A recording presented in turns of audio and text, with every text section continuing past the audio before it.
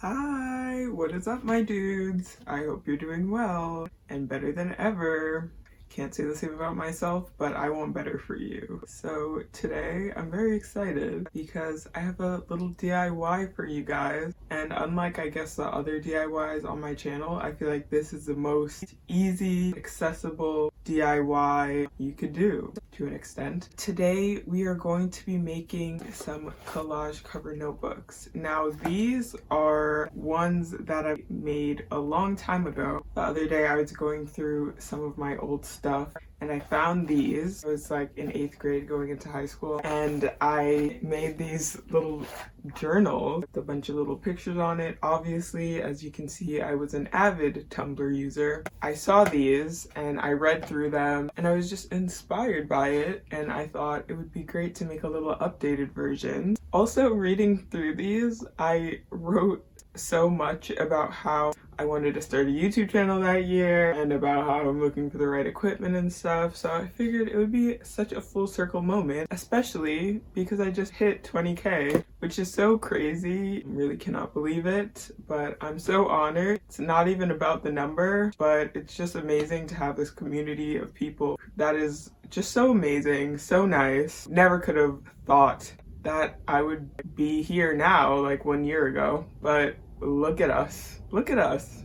I'm also going to be giving away the notebook that I made in this video, so stay tuned till the end if you want to find out how you can win it. So first, let's get started on some supplies you're going to need. You're going to need some Mod Podge. I'm using matte Mod Podge. You can also use glue and water mixed in like a 1-to-1 ratio, so half glue, half water. That's what I did way back in the day on those original ones I made. But today, I feel like I'm a bit upgraded, so I used matte Mod Podge. It just holds slightly better. But you know, if you only have glue, glue can work. And also a paintbrush, which we're gonna use to apply it. So not like a super nice paintbrush, one that you don't mind if it gets kind of like crusty, because this one certainly has. You're gonna need a notebook. This one is not the best quality, it's from Walmart, but the thing that I don't like about it is that like if you write with marker on a page, it'll bleed through, so keep that in mind. I think it's better you find a good quality notebook you can use, since you're gonna be, you know, putting time into it anyway. Just like pay a little bit extra for a better notebook. Any notebook will do, however, I do think it has to be like a cardboard or paper type cover. I'm not so sure that it'll adhere to plastic, but if you want to try it, then let me know. Be my guest. And then lastly, and debatably most importantly, you're gonna need the pictures that you put all over the notebook. For me, I did this by going on Pinterest, finding the pictures that I wanted, or Google searching pictures that I wanted, and I just formatted them all into a Google Doc. I'll show you how to do that on your phone really quick. But if you're not trying to do all of that, I also will include the PDFs of already formatted pictures and pages that I use that you could just print off automatically instead of having to go through and choose it yourself. But the plus side to doing it yourself is that it can be so personal and really reflect your own personality, because like the pictures I chose are obviously stuff that I like and are personal to me. You could do whatever you'd like. After you have them formatted onto a page, you're just going to print them out. I don't have a color printer, so I printed these out on my public library. Was it embarrassing to have the librarians see what I was printing? Yeah, it was, but you know what? Embarrassment is temporary, but the notebook is forever. You're just going to want to print them out and then cut them out all nice, as close to the image as you can get. You know, you don't want a ton of white border. And you're also going to need 2 sheets of just blank printer paper, and that's what you're going to use to kind of just cover the notebook before you start putting the collage cutouts on. This isn't necessary. If you want like the marble background of your notebook, you could do that, it's fine. But I prefer to start with just like a white blank surface. First, let me show you how to grab pictures off Pinterest or Google Images that you want so that you can print them out, and then we'll get into the DIY. So I'm on the Pinterest app. I have a board called Notebook Collage where I just save all these images. I'll link it down below if you're interested. But basically, once you find an image you like, all you have to do is click the 3 dots on the bottom right hand side and select download image. And from there, the pictures will save right to your camera roll. Some searches that I like to use to find images like these on Google or Pinterest is like printable stickers, PNG files, transparents.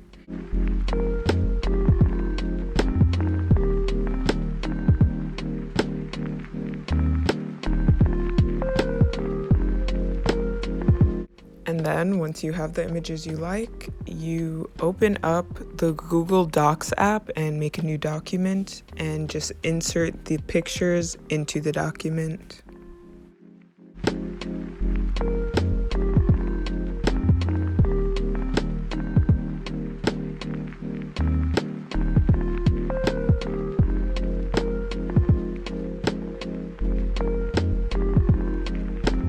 And then once they're all on the doc, you can format it to how you want.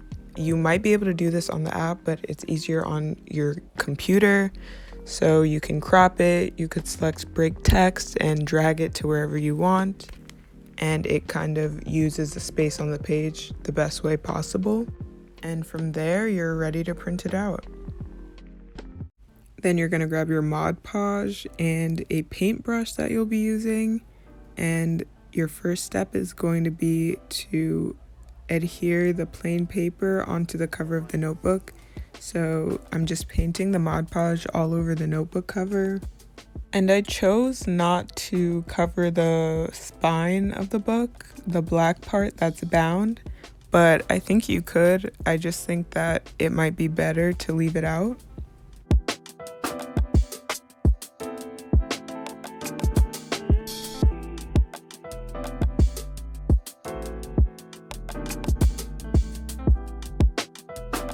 But once the notebook cover is covered in Mod Podge, you just want to align the white piece of paper with the spine of the notebook and press it down and smooth it out.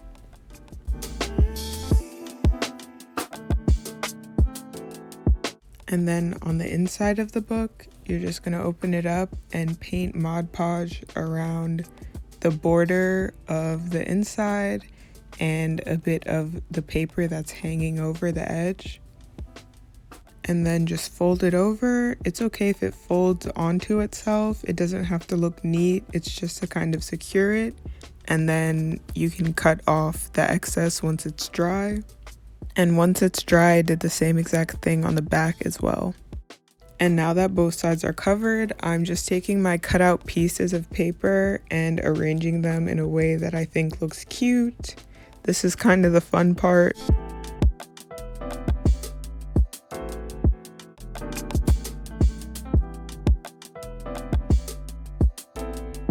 And then once I'm happy with how it is, I'm just taking the pieces of paper and painting Mod Podge on the back and then reattaching them.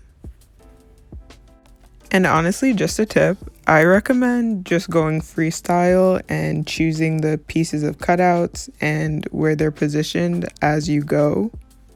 It takes a lot less time, and I found that even though I laid everything out beforehand, it didn't really end up how I laid it out anyways, so there's not really much of a point. But it was fun to arrange the layout, so if that's your vibe, then go for it.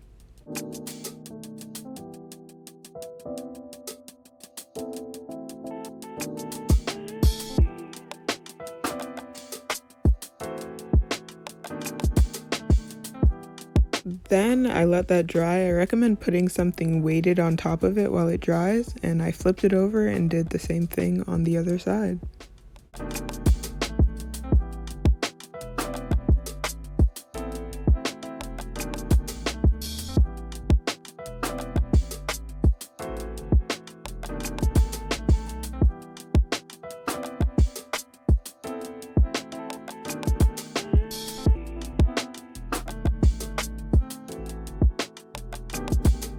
And I didn't mention this in the sit down portion, so I'll mention it now, but these make such great gifts. Like, A friend of mine made one for me with just a bunch of pictures of us all over the front and back. And it was super cute and it made me cry. So if you want to make your friends cry, make them this as a gift. So that was fun, wasn't it? This is the finished product right here. But here's the thing. So when I was making it, I thought this was the front cover. Like I did this side first and I did it facing this way. However, this is not in fact the front cover. This is the back and it is also upside down. And this is the front. It's funny because I actually made the same mistake when I was doing it for the first time. This is the one from a long time ago, and as you can see, the back is upside down, so I haven't changed that much. I think it came out quite cute, and if you want to win it, just leave a comment down below with some way I can reach you if you want. Instagram, Twitter, email, I don't know. I know some of you don't have social media, so I don't want it to be like you have to like comment your Instagram or something because I've been there. Yeah, just comment a way I can reach you. Make sure you're subscribed and I will reach out. It'll close on the 12th and I'll announce it in the video after the 12th who won, maybe, or maybe I'll just reach out. I don't know. I don't know how these giveaway things work, and that's honestly why I haven't done one yet. But yeah, you know, just a little notebook. It's open internationally. If you want it, I'll find a way to send it out to you. Great little notebook. You could write all your secrets in here, do whatever you'd like, you know? I really like it, and I'm definitely gonna be making more when I get a chance. Really enjoyed this little DIY session. And it would also be great to just gather a bunch of friends and do it. Obviously, when we're not in a pandemic, it's like a fun little craft. You could craft with the girls. I don't know. But that was this week's video. Hope you enjoyed it. Hope you make a notebook of your own. If you do, tag me, send me a pic. I'd like to see it. I think that would be cool. Stay safe, stay well, stay swell, and I will see you in the next video. Laters.